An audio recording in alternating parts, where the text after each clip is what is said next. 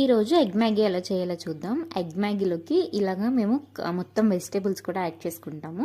So మీకు కావాల్సిన vegetables అన్నీ కట్ చేసుకోండి. నేనైతే క్యారెట్, క్యాబేజ్ తీసుకున్నాను. ఇప్పుడు పొయ్యి మీద వాటర్ పెట్టుకొని వాటర్ మొత్తం ఇట్లా మంచిగా మరిగిన తర్వాతనే మ్యాగీ వేసుకుంటే మీకు మ్యాగీ శుద్ధైపోకుండా మంచిగా వస్తుంది. ఇలా మరిగిన తర్వాత మ్యాగీ వేసుకొని ఒక్క 3 మినిట్స్ దగ్గరుండి చూసుకొని ఉడికించుకోండి. ఇలా ఉడికిన తర్వాత దీన్ని స్ట్రెయిన్ చేసి పక్కన పెట్టుకోండి.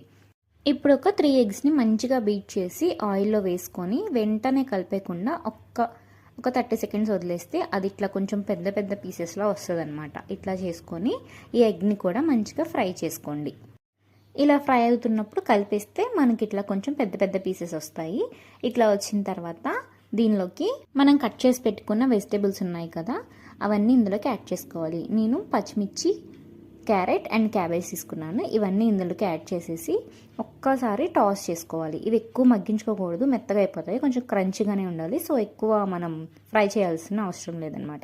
ఇట్లా అయిన తర్వాత ఇందులోకి కొంచెం సాల్ట్, ఒక్క మ్యాగీ మసాలా ప్యాకెట్ అండ్ కొంచెం ఓన్లీ వెజిటేబుల్స్కి సరిపడా మాత్రమే మిరియాల పొడిని కూడా యాడ్ చేసుకొని ఒకసారి కలుపుకోండి.